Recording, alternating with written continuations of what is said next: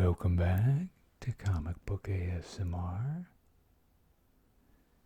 Today we're going to be looking at this wonderful art book by Arthur Adams. This was a Kickstarter he had done that recently got fulfilled. So first we'll look at the pack and bonuses.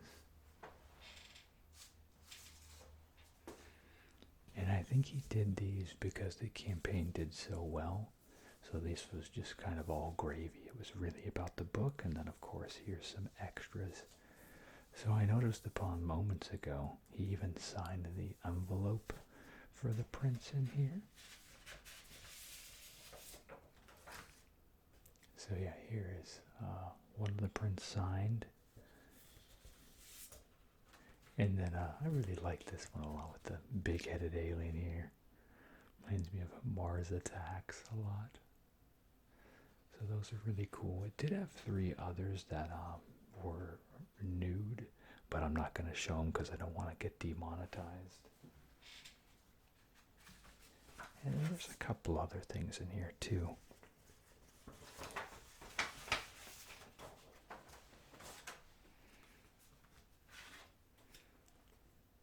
We got a bookmark, and then there's another bookmark there. And then a little promo ad here for the publishing company Flask. So Flask typically has more like risque images inside of them. The most famous one is the Bruce Timm Naughty or Nice art book. So most of the Flask books do have nudes in them. This book surprisingly actually doesn't have any nudes in it. Which works out fine for the channel.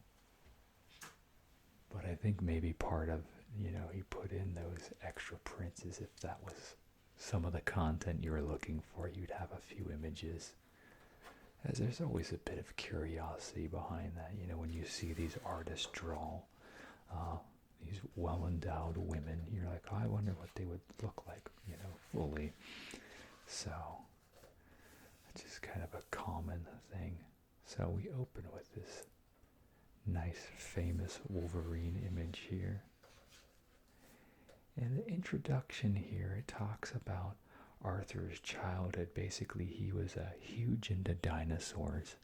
And so possibly looking at something in archaeology, something like that. But he was so heavily influenced by, pop culture stuff. He lists Speed Racer, Ultraman, Star Trek, and King Kong kind of as the inspiration, with all those incredible giant creatures and, weird, wonderful things that are highlighted in there. That kind of derailed him from the science field and just straight on into art. And so he became obsessed with people like Frazetta and Kirby, but he knew, like, Frazetta's style was just so out of what he was capable of that he would focus more on Kirby. He noticed Kirby's drawing was more, he had done it in pieces. He could, chunk out the sections of the body and attack it that way. Whereas Frazetta's style wasn't as compartmentalized, so that was really kind of the key that Arthur used to crack drawing. So yeah, he just kind of talks about his career a little bit here, and the book will do a good job of that. So here's him at his art desk working on a somewhat recent, it's been a few years now, Venom cover. So this right here, this is his initial preliminaries he did for a Marvel tryout in 1982. It was these pages here that actually landed him the Long Shot miniseries with him and Innocenti. And I was reading here, they mentioned, so it took, basically it took 8 months for him to produce the first Long Shot book, and then the rest of the series, it took roughly about 2 years for him to complete. So a lot of what he was doing was kind of like drawing moment to moment, rather than summarizing actions in the panels. And so that caused a lot of slowdown, and then of course his tendency to kind of you know, ultra render stuff where he draws so many little details. Although at that point, it wasn't as detailed as he can get, but there was certainly that piece of it. And of course, he was brand new too. So here's a convention drawing he did. Looks like a female Indiana Jones, inked by Terry Austin of X-Men fame, of course. And then here's an inked piece by Mike Mignola that he drew. And then here is a gift he gave Anna Senti, the super editor. And yeah, she was pretty much responsible for him cracking into the field in the manner that he did. So this was his first official, like, paid published work here, Aliens World 3D Special #1, which I guess was like a little side thing he had done while he was supposed to be working on long shots. So they're like, hey, you've got another job, you're supposed to be focusing on long shot. So this was a little side thing he had done. And then we see some more jam work here. So this cover here was partial Mignola. He says about here was Mignola's stuff, and then he did kind of this stuff up top. And then we see this was one of the first Black Suit Spidey covers. He'd done that one. Here's some long shot character work here. And then here's a issue 1 cover. I think this was the initial one, and then they went in with the one we know. Since it had just spent so long for him to work on it, he wanted to go back and do it differently. And then we have the Heroes for Hope. This was kind of like a Live Aid type of thing, but in comics, I believe, if I remember correctly. I know funds went, I believe, somewhere to Africa to help with the AIDS effort. If I remember, I could be wrong, but I vaguely remember that. I'm kicking myself because I saw this at a half-price books years ago, and I should have got it. It was fairly priced. So then we see some fun title pages he had done here, and this is a cover he had done for an X-Men annual. Another really detailed opener here for the New Mutants #2 annual. Classic X-Men here. And I believe this is the image that's on that comic box that I got. Either that or it's one pretty close. But yeah, this image they like to put on a lot of stuff, and it's great. You know, it's definitely a really great snapshot of the team at that time, and it's just really fun to look at. So here was a Gumby book that he had worked on. Reading, he said he wasn't a huge Gumby fan, but you know, he grew up with it as a kid and it was a job to do, so he's like, sure, I'll do it. Here is an Action Comics annual #1 cover. This was after, you know, the relaunch with Byrne and everything like that, which I believe is probably my introduction to him. I don't know if it was that annual in particular, but definitely the Superman story that opens with the woman with the Mr. Peanut shirt on running through the swamp. We see a Wonder Woman annual, and if you'll notice, yeah, he was given a lot of annual assignments and covers as opposed to full monthly interiors, because like I said, his production, he liked to noodle so much with what he did that it was hard for him to produce his work quickly, but his stuff was so enjoyed and that he still managed to find work. It just wasn't, you know, the constant monthly upkeep. So this was an Appleseed project he'd done here. He said it was more simplistic, as you can see kind of the bigger areas here, because they went over it with watercolors. So that was something he kept in mind when doing this, and that was his reason behind that. And we see some more cover work here. X Factor 42 in the Asgardian Wars trade paperback cover. Fantastic Four 347.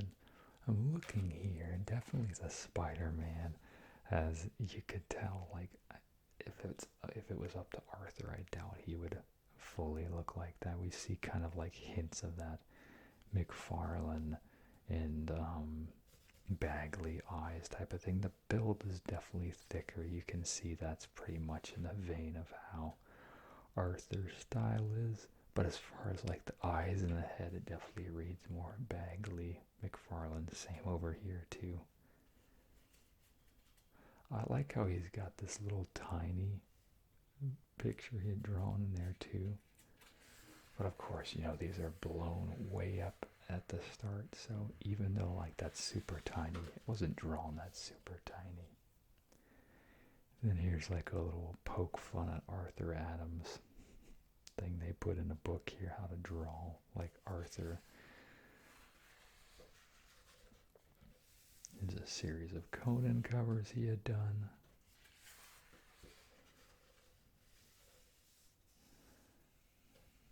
And once again, see that Spidey? Although I definitely see bits of like how his current covers are, but it does really, the head features in that head read the influence there. See some great Godzilla work here. Yeah, I definitely became more familiar with Arthur recently instead of in that 90s type of period. Just because a lot of what he was working on was kind of outside type stuff. We see Vampirella here. This is a cool one, a Batman versus Predator pinup. You know, we got more Godzilla type stuff here. He said he really liked this layout. I think it's kind of strange in the fact that like part of the heroes are busting out of the bag this way and then the rest are kind of the normal page format. So it's a little strange, but I mean, if he liked it, good for him. I kind of just wish everyone was going the same way. And the vast majority of them are. It's just kind of this initial part of the page here. So they're busting out the Santa sack.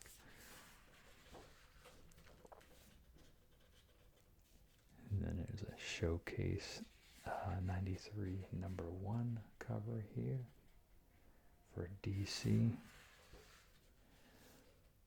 I love this. So the creature of the Black Lagoon is like one of my favorite Universal monsters. He's just so fun to look at, you know, and all the textures and stuff Arthur has done. Initially, he didn't want to do this because he wanted to do a movie project that had sequels attached to it for books. But basically, they're like, okay, well, if you do this project for us, we'll make sure you have another movie title that has sequels. So that's how he got to do it. And then you got a Madman X card here, a death pinup with his dinosaurs there. As I told you, he loves his dinosaurs. It's a Star Wars cover. And the thing funny here, basically, they didn't particularly care for this because they thought it read too manga-esque. And then, and not too shortly thereafter, they ended up doing their Star Wars manga books anyway. And then we have Monkey Man and O'Brien. This was something that Eric Larson kind of tapped Arthur with and said, hey, do you have any original characters or concepts you want to do for Image? And that was his response. So, and then we see more of it here. Wildstorm Universe cover. Nice full page spread here.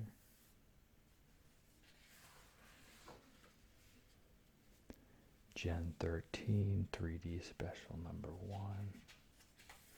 Got the chunky boots as were very popular in the mid-90s.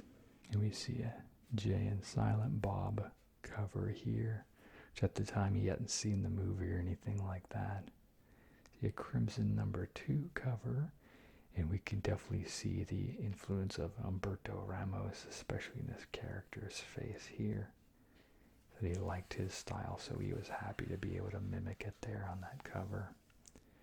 There's a Buffy #1 comic cover, and at the time, once again, he wasn't familiar with the series, but he has since gone on to like it, but in that moment, it wasn't something he was into. See some Darkchild covers here. Wildcats #1. See more kind of cybernetic armor here. Lady Death. Yeah, I just love all the detail he puts into everything. So that was kind of the method of his madness. He was very familiar with people like Mignola and Bruce Timm and stuff, where they used a lot of simplistic things. So his thing was to stand out in the opposite way by rendering too heavily. So even though it was more time consuming, that was kind of how Arthur wanted to put his mark in. And it worked. I mean, it looks incredible. So here's a PlayStation magazine cover he did here. He says he doesn't remember half of these characters here. He's like, we got a Street Fighter character, and I don't know who the zombie is. So this is definitely like a Resident Evil character here. We've got Chun-Li, Squall from Final Fantasy, and then Kane from Legacy of Kain, Soul Reaver. A Batman annual here with kind of this guerrilla mafia. I thought the giant jaw he gave him was a kind of interesting choice, since that's not like an animated book. That was just a regular cover he had done, but it definitely kind of nods to that, I feel. It's a more risque Danger Girl cover he had done, and then here's an interior opening shot, very stylized, like 60s pinup type thing going there. Gatecrasher number 5. Those evil pumpkins.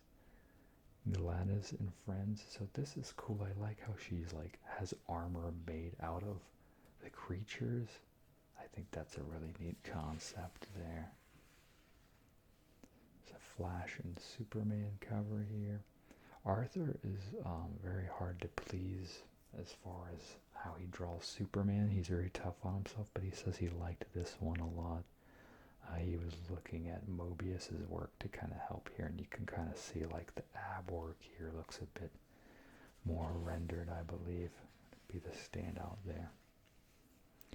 And we see some Authority pencils here. He loved the Authority. So we see a series of covers he had done there. It's a Savage Dragon 100 double page cover, or back cover it says, so I guess it wasn't the full wraparound. So here's kind of like a art book he had done, sample cover, and this is the image that they used for the bookmark. We see some Thundercats here. Thomas Strong's Terrific Tales.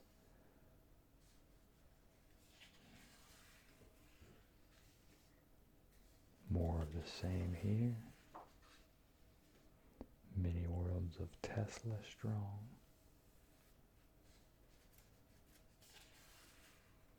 Oh, he was talking a bit too. So back in the day, he used to do like, basically he would do like a little thumbnail, and then he would like blow it up 2 or 3 times, and then he would like trace it and render it more and more each time.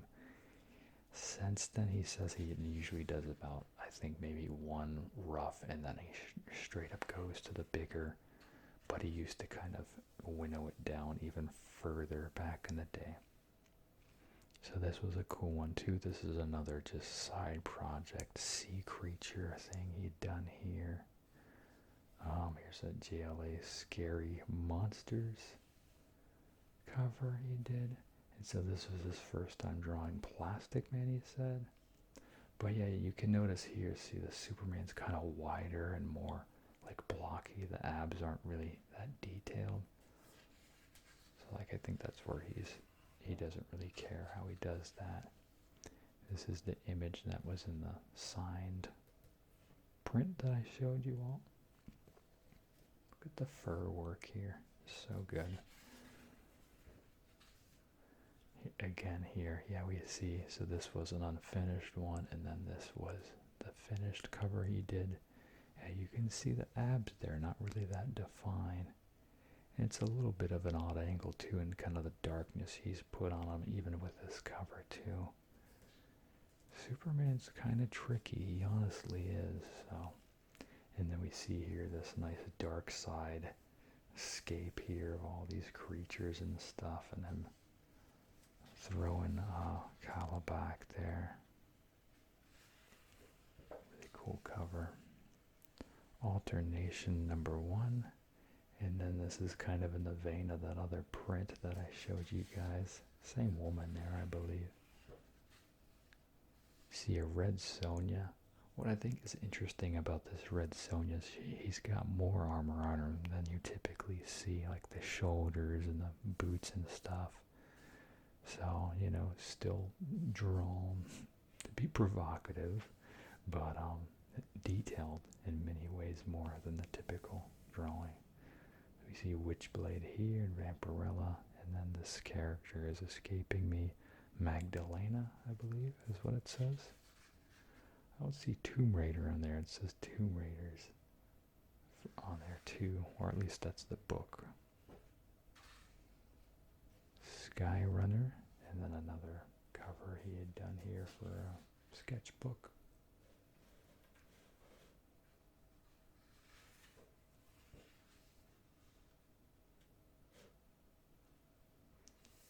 Some Avengers work here. We have an ultra rendered out, very Dicko-esque Spidey, even on that corner too.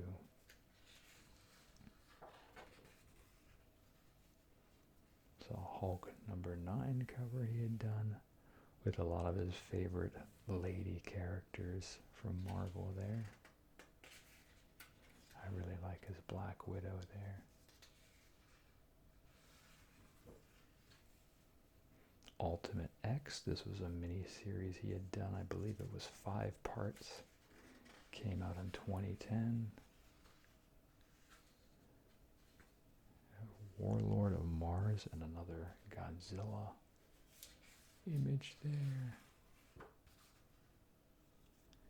And then this is kind of where I really got to see as a lot of his modern stuff. He was doing a ton of Marvel covers in the start of the 2010s here.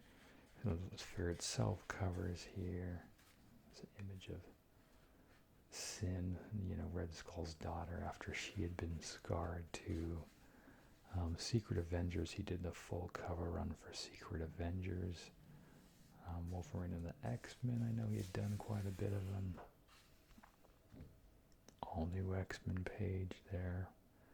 Ragnarok commission. Ragnarok cover. Apparently he had been commissioned to do a Velma character redesign for the Scoob movie. So he says, I don't know if I fully redesigned, but you know, he tweaked it a bit. And you can see she does look a little bit different, but really not so much more that it's upsetting.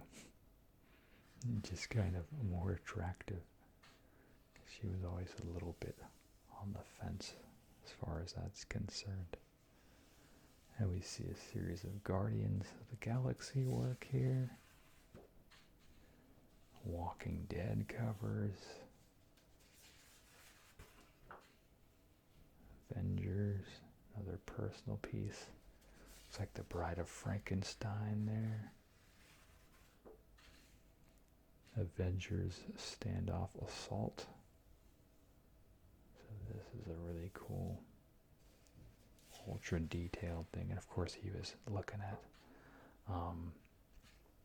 all the team stuff at that time in the 80s was huge influential to him. Byrne stuff and Perez, you know. More X-Men covers here. Fathom, you know, the Michael Turner project. He'd done some work there. Black Panther cover.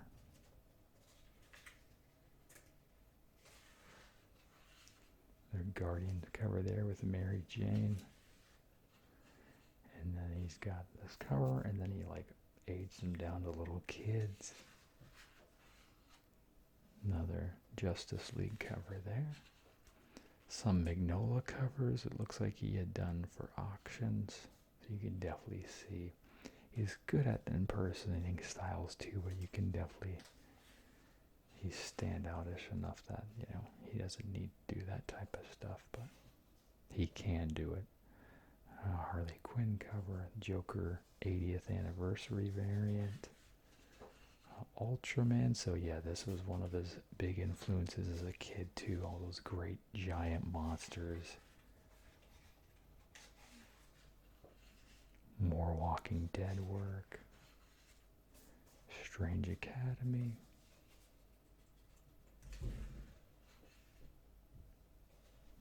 Death's Charity painting. Future State cover.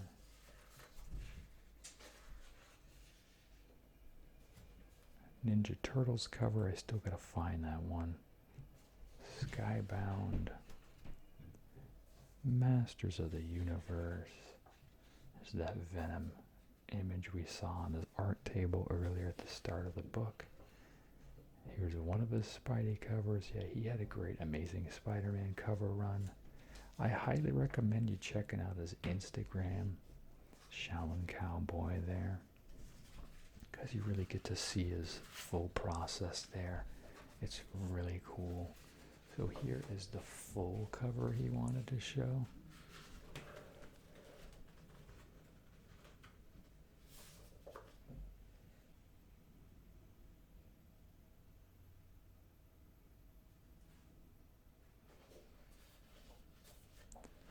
And you see a bit of the process there.